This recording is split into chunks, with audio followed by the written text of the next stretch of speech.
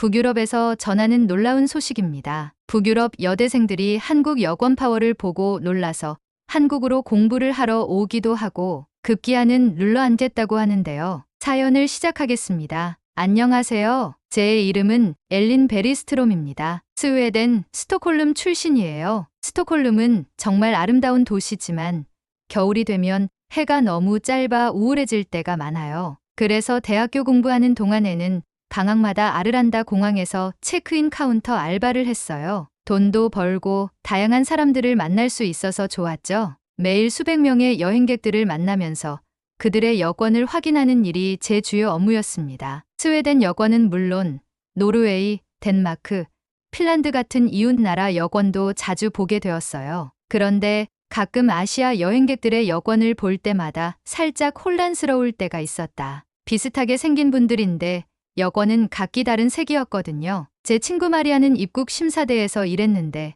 그녀가 어느 날 나에게 말했어요. 세계에서 가장 강력한 여권이 어떤 건지 아냐고. 유럽연합 여권인 줄 알았는데 놀랍게도 한국, 일본, 싱가포르 같은 아시아 국가들의 여권이 가장 많은 나라를 무비자로 방문할 수 있다고 했어요. 특히 초록색 한국 여권은 정말 인상적이었습니다. 한국인들은 무려 113개국 이상을 비자 없이 방문할 수 있다는 사실.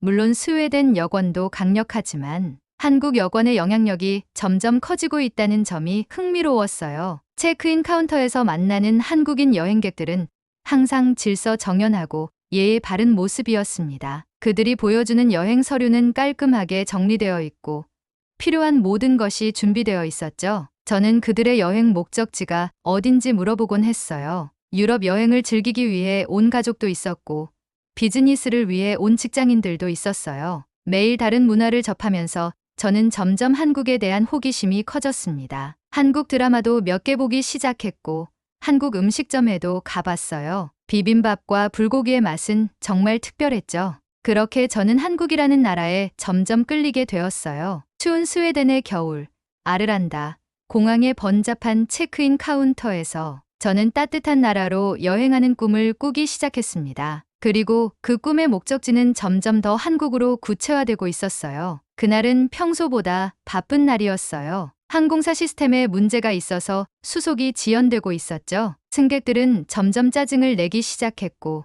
저는 최대한 침착하게 대응하려 노력했습니다. 그때 한 한국인 가족이 제 카운터에 다가왔어요. 아버지, 어머니, 그리고 대학생으로 보이는 아들과 고등학생쯤 되어 보이는 딸이었죠. 그들은 스웨덴을 시작으로 프랑스, 이탈리아, 스페인, 포르투갈, 그리스까지 유럽 6개국을 3주 동안 여행할 계획이라고 했어요. 저는 그들의 여행 일정을 듣고 깜짝 놀랐습니다. 그 많은 나라를 짧은 시간에 어떻게 다 볼 수 있을까?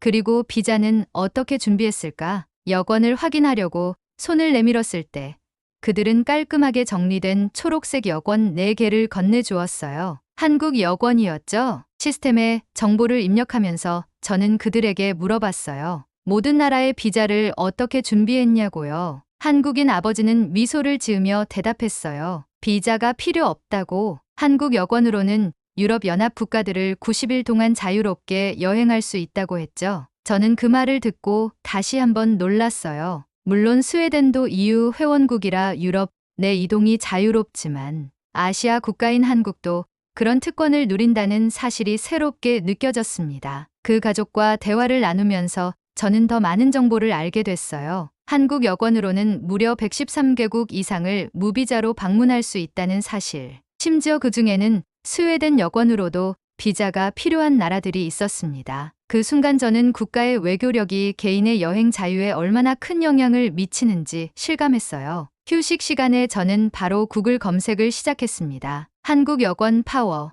여권 순위, 무비자 국가 같은 키워드로 검색했죠. 그리고 발견한 사실은 더욱 놀라웠어요. 한국은 불과 몇십 년 전만 해도 경제적으로 어려운 나라였는데 이제는 세계에서 가장 강력한 여권을 가진 나라 중 하나가 되었더라고요. 친구 마리아에게 이 이야기를 했더니 그녀도 입국 심사를 하면서 같은 생각을 했다고 했어요. 한국인들은 거의 모든 곳을 자유롭게 여행할 수 있지만 많은 아시아나 아프리카 국가 시민들은 스웨덴에 오기 위해 복잡한 비자 절차를 거쳐야 한다고요. 세계는 여전히 불평등하다는 사실을 다시 한번 깨달았습니다. 그로부터 몇 주 후 우연히 한 여행사 앞을 지나게 되었어요. 창문에는 한국 특별 여행 프로모션이라는 포스터가 붙어 있었죠. 서울의 화려한 야경, 제주도의 아름다운 풍경, 그리고 전통 한복을 입은 사람들의 모습이 담긴 사진들이 저를 끌어당겼습니다. 그 순간 이상한 끌림을 느꼈어요. 마치 무언가가 저를 한국으로 부르는 것 같았습니다. 다음 날 대학교 수업 중에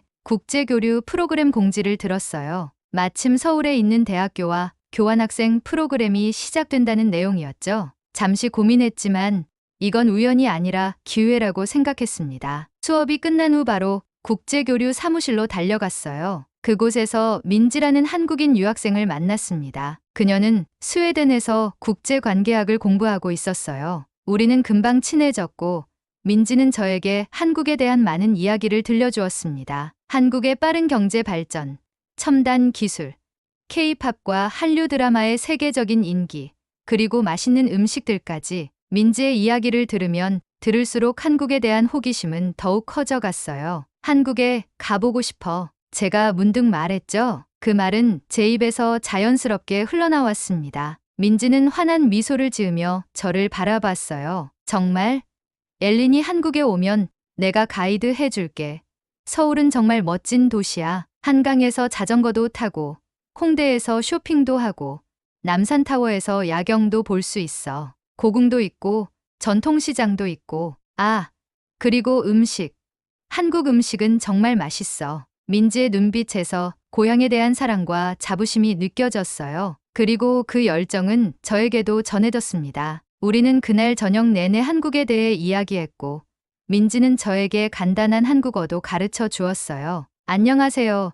감사합니다. 맛있어요. 같은 기본적인 표현들이었죠. 다음 날 저는 국제교류 프로그램에 지원서를 제출했습니다. 하지만 경쟁이 치열했고 선발될 확률은 높지 않았어요. 그래서 저는 다른 방법도 찾아보기 시작했습니다. 인터넷 검색을 통해 한국에서 영어 교사로 일할 수 있는 프로그램도 있다는 것을 알게 되었어요. 또한 워킹홀리데이, 비자로 최대 1년 동안 한국에서 지내며 일할 수도 있었죠. 선택지가 많아질수록 한국행에 대한 저의 결심은 더욱 확고해졌습니다. 부모님에게 이 계획을 말씀드렸을 때 그들은 처음에는 놀라셨지만 곧 지지해 주셨어요. 아버지는 항상 제게 다양한 문화를 경험하라고 격려하셨고 어머니는 새로운 도전을 응원하셨습니다. 저희 스웨덴 친구들은 제가 왜 아시아, 그것도 한국에 가고 싶어 하는지 이해하지 못했어요. 왜 하필 한국이야?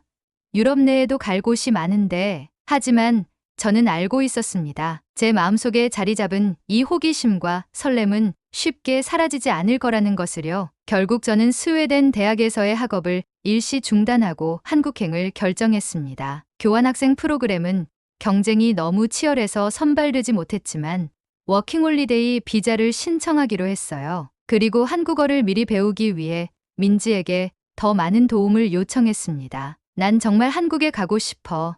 제가 확신에 찬 목소리로 말했죠. 민지는 제 손을 꼭 잡아주었습니다. 그녀의 눈빛에서 저는 새로운 모험의 시작을 보았어요. 북유럽의 차가운 공기 속에서 저는 따뜻한 한국으로의 여행을 꿈꾸며 준비를 시작했습니다. 드디어 한국행 비행기를 타는 날이 왔어요. 아르란다 공항은 이번엔 제가 일하는 곳이 아니라 출발하는 곳이었죠. 체크인 카운터에서 수많은 여행객들을 도와주던 제가 이제는 한 명의 여행자가 되어 긴 줄에 서 있었습니다. 이상한 기분이었어요. 수속을 마치고 보안 검색대를 통과한 후 저는 탑승구로 향했습니다. 가방 안에는 한국어 교재와 여행 가이드북이 가득했어요. 6개월 동안의 워킹홀리데이 여행이니 짐도 꽤 많았습니다. 하지만 마음은 가벼웠어요. 새로운 모험을 앞둔 설렘으로 가득 차 있었거든요. 탑승을 시작하겠습니다. 안내방송이 나오자 저는 심호흡을 했어요. 비행기 좌석에 앉아 창밖을 바라보며 생각했습니다. 이제 정말 한국으로 가는구나. 스톡홀름의 마지막 모습이 창밖으로 사라져갔어요. 10시간이 넘는 긴 비행이었지만 저는 지루할 틈이 없었습니다. 기내 시스템에서 한국 영화를 2편이나 봤어요. 영어 자막이 있어서 이해할 수 있었죠. 그리고 한국어 교재도 펼쳐보며 기본적인 표현들을 연습했습니다. 안녕하세요. 감사합니다. 이것 주세요. 입속으로 계속 중얼거렸어요. 옆자리에는 한국으로 돌아가는 중년 여성분이 앉아 계셨는데 제가 한국어 공부하는 것을 보시고는 미소 지으셨습니다. 그분은 영어를 조금 하셨고 저와 짧은 대화를 나누었어요. 한국에 왜 가나요? 그분이 물으셨죠. 워킹홀리데이로 6개월 동안 지낼 예정이에요. 한국 문화를 배우고 싶어요. 제가 대답했습니다. 그분은 환하게 웃으시며 자신의 딸과 비슷한 나이라고 하셨어요. 그리고는 한국에서 꼭 가봐야 할 곳들을 알려주셨습니다. 경복궁, 북촌한옥마을, 명동, 남산타워. 메모장에 열심히 적었어요. 그분은 심지어 자신의 연락처도 주시며 서울에 도착하면 연락하라고 하셨습니다. 한국인의 따뜻한 환대를 비행기에서부터 느낄 수 있었어요. 기내식이 나왔을 때는 특별히 비빔밥을 선택했습니다. 민지가 알려준 대로 고추장과 참기름을 넣고 잘 비벼 먹었어요. 처음에는 조금 매웠지만 곧 그 독특한 맛에 매료되었습니다. 이게 한국의 맛이구나. 밤이 되자 대부분의 승객들은 잠들었지만 저는 너무 설레서 쉽게 잠들 수 없었어요. 창밖으로 보이는 어두운 하늘과 별들을 바라보며 한국에서의 생활을 상상했습니다. 어떤 사람들을 만날까? 어떤 경험을 하게 될까? 모든 것이 새롭고 신비로웠어요. 비행기가 인천 상공에 들어섰다는 안내 방송을 들었을 때 저는 창문에 바짝 붙어 아래를 내려다봤습니다. 밤이었지만 도시의 불빛이 바다와 만나는 모습이 아름다웠어요. 비행기가 천천히 고도를 낮추며 인천국제공항으로 접근했습니다. 착륙 직전 저는 다시 한번 심호흡을 했어요. 이제 시작이다. 비행기 바퀴가 활주로에 닿는 순간 제 심장은 빠르게 뛰었습니다. 스웨덴을 떠나 한국에 도착한 것이 실감나지 않았어요. 기내에서 나오며 한국어로 감사합니다라고 말했을 때 승무원들은 놀란 표정으로 웃어주셨어요. 그 작은 성취감에 기분이 좋았습니다. 입국장으로 향하는 길, 저는 문득 스웨덴 여권을 손에 쥐고 생각했어요. 한국인들은 이 파란 여권 덕분에 세계 어디든 쉽게 갈 수 있겠지만 나도 이제 그들의 나라에서 새로운 경험을 할 거야. 그 생각에 미소가 지어졌습니다. 인천국제공항에 발을 내딛는 순간 저는 완전히 다른 세계에 들어온 것 같은 느낌이 들었어요. 공항 내부는 놀라울 정도로 깨끗하고 현대적이었습니다. 바닥에는 반들반들한 대리석이 깔려 있었고 천장은 높고 웅장했죠. 무엇보다 사람들의 빠른 움직임과 효율적인 시스템이 인상적이었어요. 입국 심사대로 향하는 길에 저는 한국인들의 질서 정연한 모습에 감탄했습니다. 줄을 서서 기다리는 모습, 서로를 배려하는 태도, 그리고 전체적인 분위기가 스웨덴과는 조금 달랐어요. 더 활기차고 역동적인 느낌이었죠. 외국인 입국 심사대에 도착했을 때 저는 긴장했습니다. 처음 가는 나라에서의 입국 심사는 항상 조금 불안하니까요. 하지만 걱정과 달리 입국 심사는 놀라울 정도로 빨랐어요. 심사관은 제 여권을 확인하고 방문 목적을 물었습니다. 워킹홀리데이 비자를 보여드리자 빠르게 확인하고 스탬프를 찍어주셨어요. 전체 과정이 3분도 채 걸리지 않았습니다. 짐을 찾기 위해 수화물 캐러소로 향했어요. 이곳에서도 효율성이 돋보였습니다. 제 짐은 이미 벨트 위에 돌고 있었고 금방 찾을 수 있었어요. 스웨덴에서는 때로 짐을 찾는데 30분 이상 기다려야 할 때도 있었는데 여기서는 모든 것이 빠르게 진행되었습니다. 세관을 통과하고 도착장으로 나오자 사람들의 물결이 저를 반겼어요. 가족들을 기다리는 사람들, 관광객들을 맞이하는 가이드들, 그리고 택시 기사들이 분주하게 움직이고 있었습니다. 저는 잠시 멈춰 서서 이 낯선 광경을 바라봤어요. 한국어 간판들, 익숙하지 않은 향기, 그리고 주변에서 들리는 한국어 대화들. 모든 것이 새롭고 신기했습니다. 공항 안내 데스크에서 교통편에 대해 물어보았어요. 영어를 유창하게 하는 직원분이 친절하게 설명해 주셨습니다. 서울 중심부로 가는 가장 좋은 방법은 공항철도를 이용하는 것이라고 했어요. 그리고 팀원이 카드라는 교통카드도 구입하라고 추천해 주셨죠. 안내에 따라 저는 공항 내 편의점에서 팀원이 카드를 구입했어요. 그리고 공항철도로 향했습니다. 지하로 내려가는 에스컬레이터를 타고 내려가자 깨끗하고 현대적인 기차역이 나타났어요. 디지털 안내판에는 한국어와 영어로 시간표가 표시되어 있었고 모든 것이 체계적으로 정리되어 있었습니다. 기차를 기다리며 저는 주변을 둘러봤어요. 사람들은 대부분 스마트폰을 보고 있었고 몇몇은 책을 읽거나 음악을 듣고 있었습니다. 모두 각자의 세계에 집중하는 모습이었어요. 그때 저는 문득 생각했습니다. 이곳에서 저는 완전한 이방인이지만 동시에 새로운 모험의 시작점에 서 있다는 것을요. 기차가 도착했고 저는 짐을 들고 탑승했어요. 칸 내부는 놀라울 정도로 깨끗했고 좌석도 편안했습니다. 창밖으로 펼쳐지는 한국의 풍경을 보며 저는 생각했어요. 스웨덴에서 워킹홀리데이 비자로 한국에 온 북유럽 사람이 몇이나 될까? 아마 많지 않을 거예요. 그 생각에 저는 조금 특별한 기분이 들었습니다. 인천에서 서울로 가는 기차 안에서 저는 이미 한국의 효율성과 현대적인 모습에 깊은 인상을 받았어요. 이곳은 제가 상상했던 것보다 훨씬 더 발전된 나라였습니다. 정말 선진국이구나 라는 생각이 절로 들었어요. 기차가 서울역에 도착했을 때 저는 잠시 망설였어요. 아무리 영어가 통한다고 해도 완전히 낯선 도시에서 혼자 길을 찾아야 한다는 것은 여전히 부담스러웠습니다. 하지만 민지가 미리 보내준 정보 덕분에 제가 묵을 게스트하우스로 향하는 지하철 노선을 찾을 수 있었어요. 서울의 지하철은 또 다른 놀라움이었습니다. 복잡한 노선도에도 불구하고 모든 안내가 한국어와 영어로 되어 있어 길을 잃을 염려가 없었어요. 역 안내 방송도 두 언어로 나왔고 디지털 표시판에는 다음 역과 환승 정보가 선명하게 표시되었습니다. 싱가포르나 도쿄에 비견될 만한 시스템이었어요. 게스트하우스는 홍대 입구역 근처에 있었습니다. 민지가 추천해준 곳으로 외국인들이 많이 묵는 곳이라고 했어요. 짐을 끌고 좁은 골목길을 따라 걸으며 주변을 둘러봤습니다. 한국의 독특한 분위기가 느껴졌어요. 작은 카페들, 옷가게들, 그리고 화려한 간판들이 즐비했죠. 한국 드라마에서만 보던 풍경이 실제로 눈앞에 펼쳐져 있었습니다. 게스트하우스에 도착해 체크인을 하고 방으로 들어갔어요. 작지만 깔끔한 공간이었습니다. 창문을 열자 서울의 밤 풍경이 눈에 들어왔어요. 빌딩들의 불빛이 별처럼 빛나고 멀리서 차들의 움직임이 보였습니다. 저는 침대에 앉아 잠시 생각에 잠겼어요. 이곳에서 앞으로 6개월을 보내게 될 거라니 정말 믿기지 않았습니다. 다음 날 아침, 저는 일찍 일어나 한국에서의 첫 아침을 맞이했어요. 게스트하우스 주인분이 추천해준 근처 분식집으로 향했습니다. 메뉴판은 한국어였지만 다행히 사진이 있어서 떡볶이와 김밥을 주문할 수 있었어요. 처음 먹어보는 한국 음식의 맛에 저는 놀랐습니다.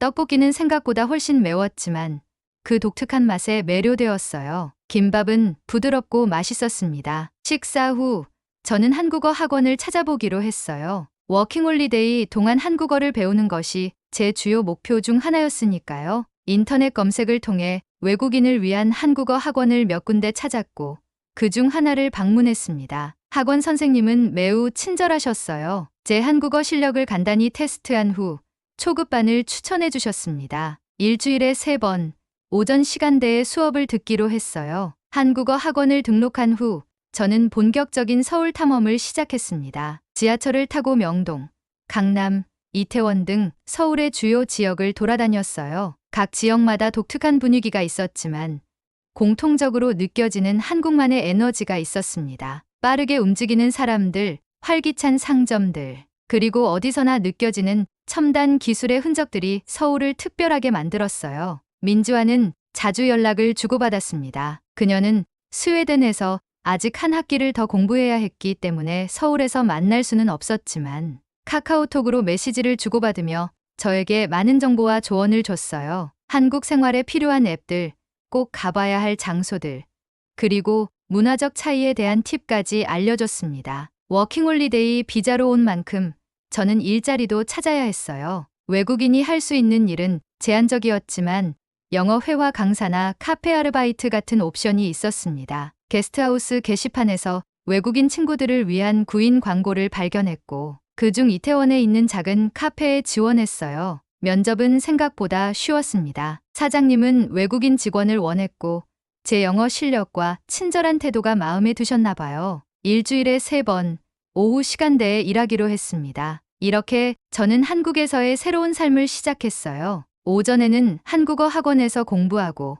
오후에는 카페에서 일하며 남은 시간에는 서울의 구석구석을 탐험했습니다. 때로는 외롭기도 했지만 새로운 환경에서의 도전은 제게 큰 성장의 기회가 되었어요. 이화여대 국제학부 대학원생이 된다는 꿈도 차츰 구체화되기 시작했습니다. 한국 생활이 3개월 정도 지났을 무렵, 저는 어느 정도 적응이 되었다고 느꼈어요. 한국어로 간단한 대화가 가능해졌고, 지하철도 능숙하게 이용할 수 있었습니다. 카페에서의 일도 익숙해져서 단골 손님들과 반갑게 인사를 나누는 사이가 되었어요. 이제 서울은 더 이상 낯선 도시가 아니었습니다. 그러던 어느 날, 카페에서 일하던 중 한국인 대학생 그룹과 친해지게 되었어요. 윤서, 지민, 준호라는 이름의 세 친구였습니다. 그들은 방학을 맞아 베트남 여행을 계획 중이었어요. 제가 그들의 여행 계획에 관심을 보이자 윤서가 갑자기 물었습니다. 같이 가지 않겠냐고요. 처음에는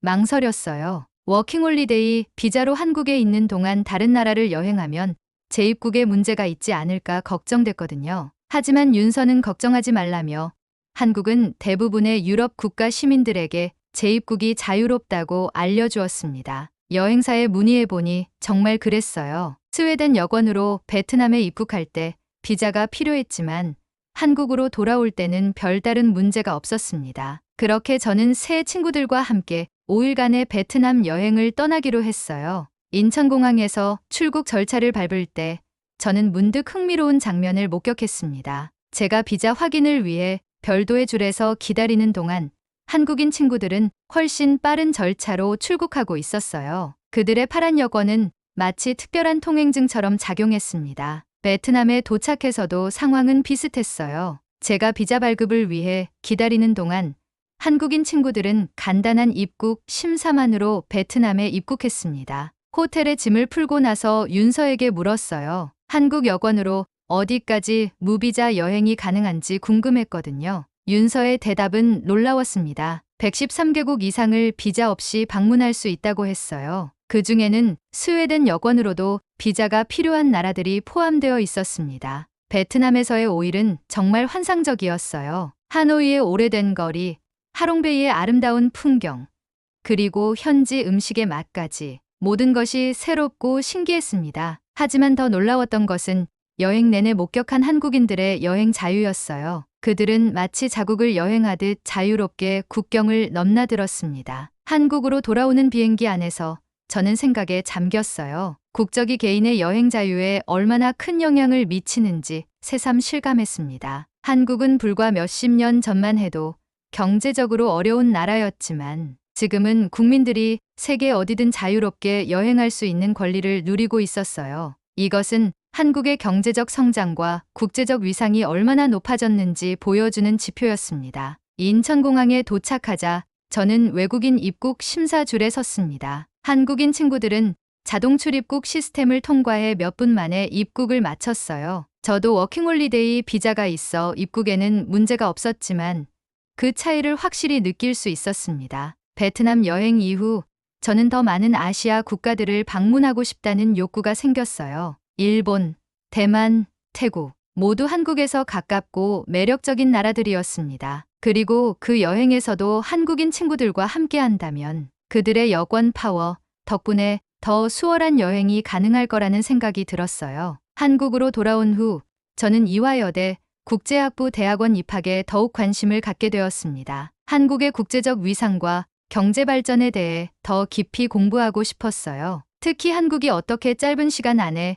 세계적인 강국으로 성장했는지, 그리고 그 과정에서 국민들의 여행 자유가 어떻게 확대되었는지 연구하고 싶었습니다. 카페에서 일하던 어느 날, 저는 우연히 이화여대 국제학부 교수님을 만났어요. 그분에게 제 관심사와 연구 주제에 대해 이야기했고, 교수님은 저에게 내년 입학 전형에 지원해보라고 격려해 주셨습니다. 그 만남은 제 한국 생활의 방향을 더욱 명확하게 해주었어요. 워킹홀리데이 비자로 머물 수 있는 6개월이 거의 끝나갈 무렵, 저는 중요한 결정을 내려야 했어요. 스웨덴으로 돌아가야 할지, 아니면 한국에서의 삶을 이어나갈지 선택해야 했습니다. 솔직히 망설임은 없었어요. 이미 마음속으로는 결정을 내린 상태였거든요. 한국에서의 시간은 제 인생에서 가장 풍요롭고 의미 있는 시간이었습니다. 한국어 실력은 중급 수준에 도달했고 카페에서의 일도 즐거웠어요. 한국인 친구들,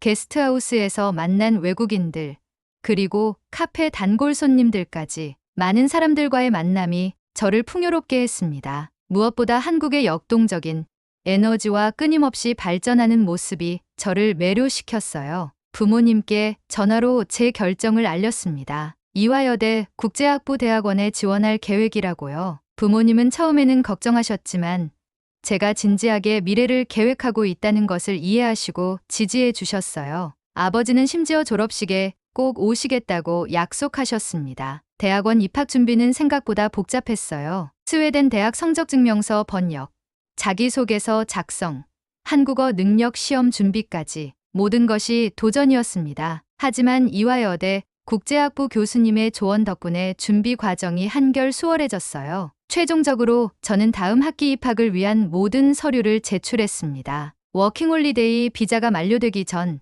저는 잠시 스웨덴으로 돌아갔어요. 가족과 친구들을 만나고 필요한 물건들을 정리하기 위해서였습니다. 스톡홀름의 익숙한 거리를 걸으며 저는 이상한 기분을 느꼈어요. 이곳은 제가 태어나고 자란 곳이지만 이제는 한국이라는 또 다른 집이 생겼다는 느낌이었습니다. 스웨덴에 머무는 동안 저는 아르란다 공항을 다시 방문했어요. 예전에 일했던 체크인 카운터에서 예전 동료들을 만났고 한국에서의 경험을 나눴습니다. 그들은 제가 한국어를 말하는 것을 듣고 놀라워했어요. 특히 마리아는 제가 이화여대 대학원에 합격했다는 소식을 듣고 진심으로 축하해 주었습니다. 한 달 후 저는 학생 비자를 받아 다시 한국으로 돌아왔어요. 이번에는 게스트하우스가 아닌 이화여대 근처의 작은 원룸을 구했습니다. 제 이름으로 된 최초의 한국 주소였어요. 작은 공간이지만 이곳이 앞으로 2년간 제가 공부하며 지낼 제 공간이라는 생각에 기분이 좋았습니다. 대학원 생활은 기대했던 것보다 훨씬 더 도전적이었어요. 한국어로 된 학술 자료를 읽고